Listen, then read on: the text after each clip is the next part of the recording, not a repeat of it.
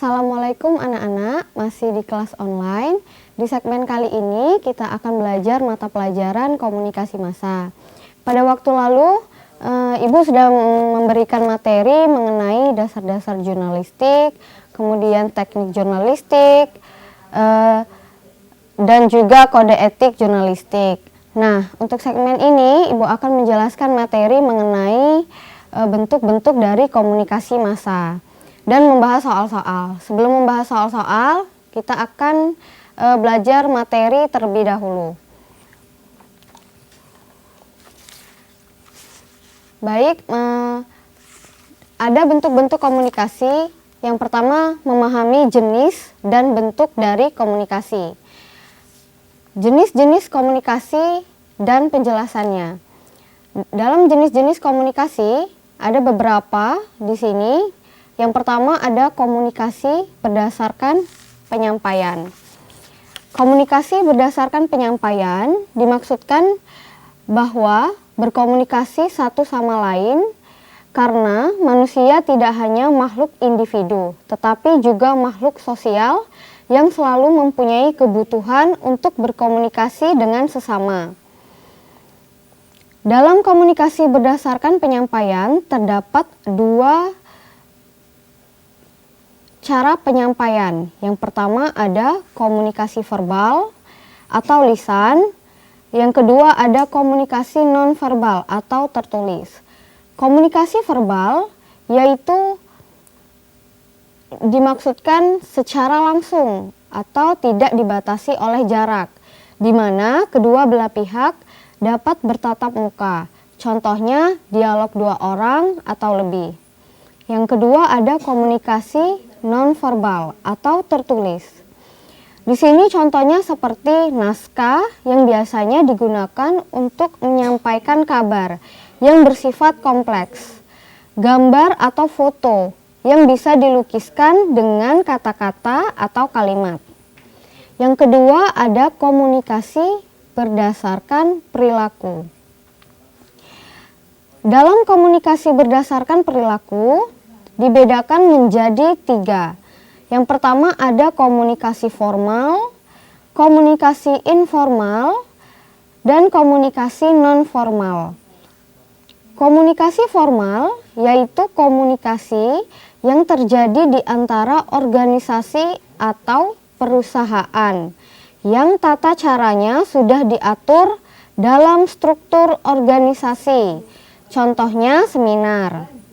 Yang kedua ada komunikasi informal, yaitu komunikasi yang terjadi pada sebuah organisasi atau perusahaan yang tidak ditentukan dalam struktur organisasi, serta tidak mendapat kesaksian resmi yang mungkin tidak berpengaruh kepada kepentingan organisasi atau perusahaan. Yang ketiga ada komunikasi non-formal, yaitu komunikasi yang terjadi antara komunikasi yang bersifat formal dan informal. Contohnya rapat mengenai ulang tahun perusahaan dan lain-lain. Selanjutnya ada komunikasi berdasarkan kelangsungan.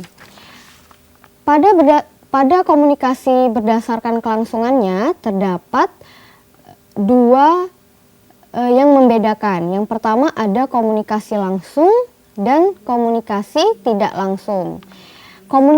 Komunikasi langsung yaitu proses komunikasi yang dilakukan secara langsung tanpa bantuan perantara orang ketiga ataupun media komunikasi yang ada dan tidak dibatasi oleh adanya jarak.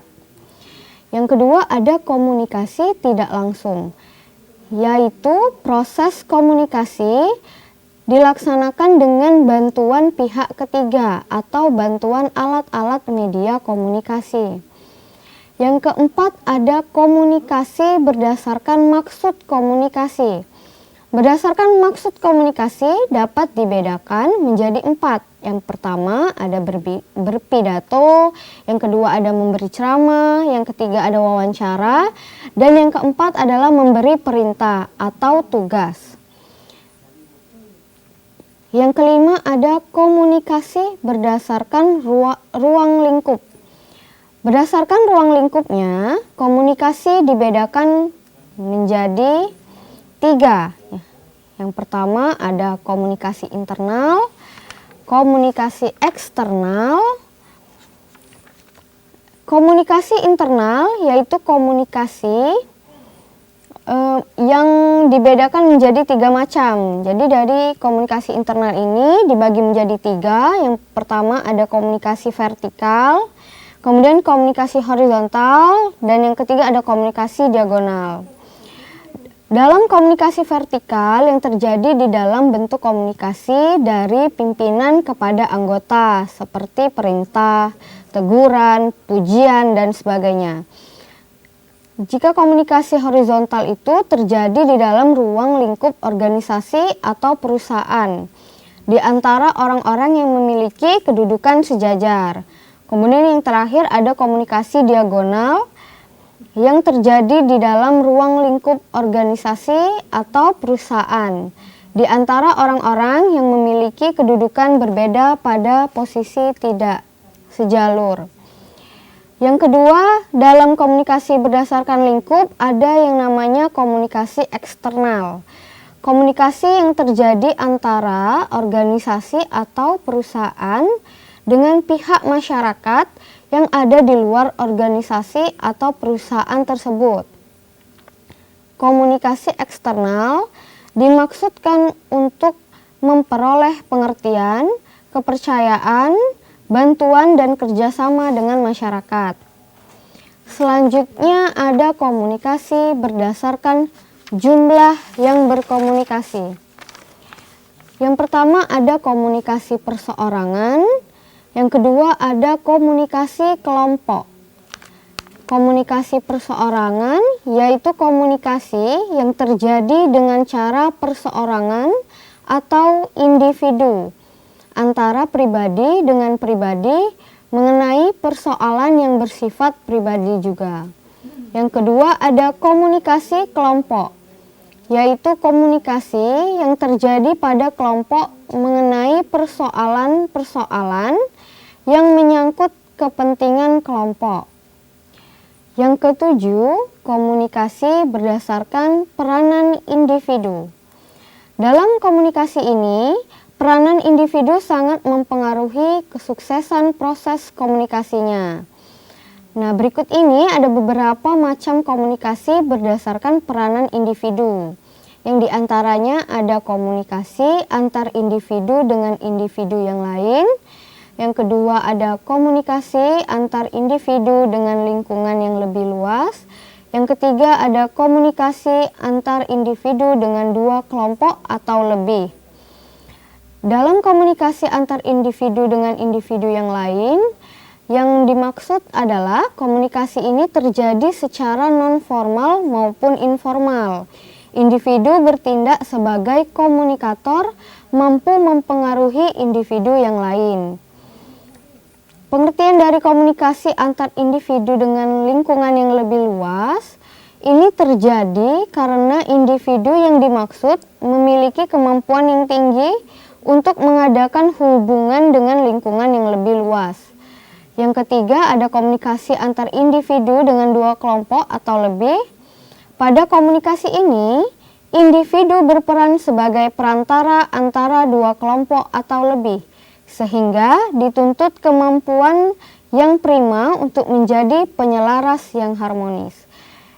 Yang berikutnya ada komunikasi berdasarkan jaringan kerja. Di dalam suatu organisasi atau perusahaan, komunikasi akan terlaksana berdasarkan sistem yang ditetapkan dalam jaringan kerja. Komunikasi berdasarkan jaringan kerja ini dapat dibedakan menjadi yang pertama ada komunikasi jaringan kerja rantai, yang kedua ada komunikasi jaringan kerja lingkaran, dan yang terakhir ada komunikasi jaringan bintang. Nah, yang pertama yang dimaksud dengan komunikasi jaringan kerja rantai yaitu komunikasi yang terjadi menurut saluran hierarki organisasi dengan jaringan komando sehingga mengikuti pola komunikasi formal. Yang kedua ada komunikasi jaringan kerja lingkungan, yaitu komunikasi terjadi melalui saluran komunikasi yang berbentuk seperti pola lingkaran. Yang ketiga ada komunikasi jaringan bintang, yaitu komunikasi yang terjadi melalui satu sentral dan saluran yang dilewati lebih pendek. Yang kesembilan, yang terakhir ada di sini komunikasi berdasarkan ajaran informasi, yang dibedakan menjadi 5, yaitu komunikasi satu arah, komunikasi dua arah, komunikasi ke atas, komunikasi ke bawah, dan komunikasi ke samping. Yang dimaksudkan komunikasi satu arah yaitu komunikasi yang berjalan satu pihak atau one way communication. Yang kedua ada komunikasi dua arah, yaitu komunikasi yang bersifat timbal balik atau two ways communication. Yang ketiga ada komunikasi ke atas, yaitu komunikasi yang terjadi dari bawahan terhadap atasan. Ada komunikasi ke bawah, yaitu komunikasi yang terjadi dari atas terhadap bawahan. Yang terakhir ada komunikasi ke samping, yaitu komunikasi yang terjadi di antara orang yang mempunyai kedudukan sejajar. Selanjutnya di sini bentuk-bentuk komunikasi. Dalam bentuk-bentuk komunikasi terdapat 6 bentuk. Yang pertama ada komunikasi intrapribadi, yang mana komunikasi intrapribadi ini adalah komunikasi dengan diri sendiri, baik kita sadari atau tidak. Misalnya berpikir. Komunikasi interpersonal adalah proses pertukaran informasi di antara seseorang dengan paling kurang dengan seorang lainnya, atau biasanya di antara dua orang yang dapat langsung diketahui balikannya. Yang kedua ada komunikasi antar pribadi. Komunikasi antar pribadi ini merupakan komunikasi antara orang-orang secara tatap muka yang memungkinkan respon verbal maupun non-verbal berlangsung secara langsung. Bentuk khusus komunikasi antar pribadi ini adalah komunikasi dyadic atau dyadic communication yang hanya melibatkan dua individu. Misalnya komunikasi antar suami istri, guru dan murid, dan teman. Nah, ciri-ciri komunikasi yaitu adalah pihak-pihak yang berkomunikasi mengirim dan menerima pesan secara langsung atau simultan. Yang berikutnya ada. Baik anak-anak, sekarang kita jeda iklan terlebih dahulu. Jika ada yang ingin ditanyakan, kita membuka sesi untuk bertanya di kontak nomor 0711 3822.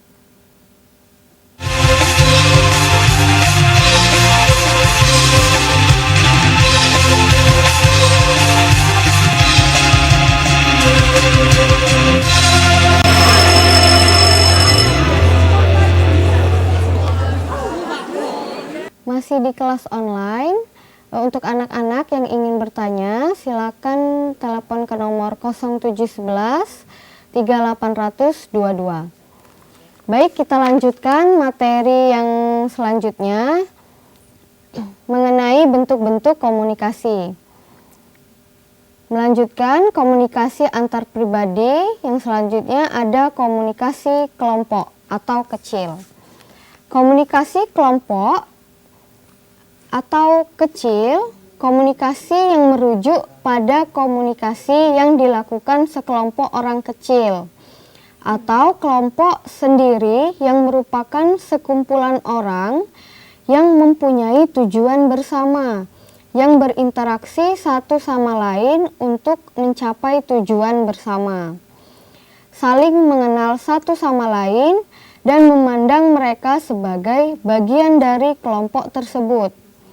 Contohnya, komunikasi kelompok antara lain ada kelompok kuliah, rapat, briefing, seminar, workshop, dan lain-lain. Berikutnya ada komunikasi publik. Komunikasi publik di sini merupakan komunikasi antara seorang pembicara dengan jumlah orang atau halayak yang tidak bisa dikenali satu persatu. Komunikasi publik meliputi ceramah, pidato, kuliah, dan yang lain-lain.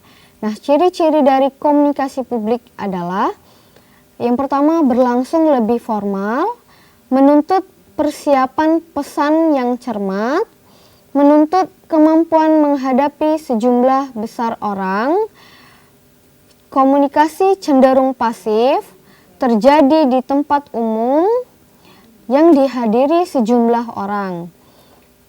Merupakan peristiwa yang direncanakan dan ada orang-orang yang ditunjuk secara khusus melakukan fungsi-fungsi tertentu.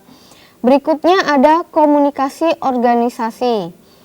Komunikasi organisasi yang terjadi dalam suatu organisasi yang bersifat formal dan informal dan berlangsung dalam jaringan yang lebih besar dari komunikasi kelompok. Komunikasi organisasi juga melibatkan komunikasi diadik atau komunikasi antar pribadi dan komunikasi publik yang dimaksud dalam tergantung kebutuhan. Yang keenam ada komunikasi massa.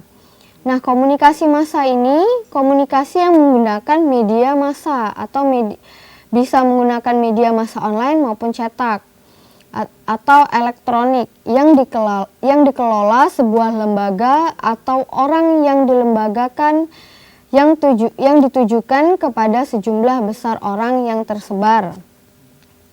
Pesan-pesannya bersifat umum, disampaikan secara serentak, cepat, dan selintas. Berikutnya ada karakteristik komunikasi massa. Yang pertama ada komunikator lembaga. Di sini dimaksud bahwa ciri utama komunikasi massa adalah komunikator mengatasnamakan lembaga.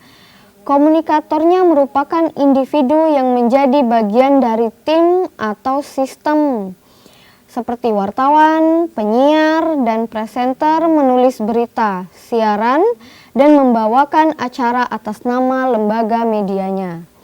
Yang kedua, yang berikutnya ada pesan umum. Pesan komunikasi yang disampaikan melalui media massa adalah terbuka untuk semua orang, seperti benda-benda tercetak, film, radio, dan televisi, yang apabila dipergunakan untuk keperluan pribadi dalam lingkungan organisasi yang tertutup, tidak dapat dikatakan komunikasi massa. Yang ketiga ada komunikasi heterogen. Yang dimaksud komunikasi heterogen adalah komunikan dalam komunikasi massa, yang mana sejumlah orang yang disatukan oleh suatu minat yang sama, yang mempunyai bentuk tingkah laku yang sama, dan terbuka bagi pengaktifan tujuan yang sama. Meskipun demikian, orang-orang yang bersangkutan tadi tidak saling mengenal atau berinteraksi secara terbatas dan tidak terorganisasikan. Berikutnya ada serempak. Serempak di sini bahwa keserempakan yang dimaksud ialah keserempakan kontak dengan sejumlah besar penduduk dalam jarak yang jauh dari komunikator, dan penduduk tersebut satu sama lain berada dalam keadaan terpisah. Radio dan televisi dalam hal ini melebihi media cetak. Yang berikutnya ada hubungan non-pribadi. Sifat non-pribadi ini timbul disebabkan teknologi dari penyebaran yang massal dan sebagian lagi dikarenakan syarat-syarat bagi peranan komunikator yang bersifat umum. Yang keenam ada bersifat satu arah.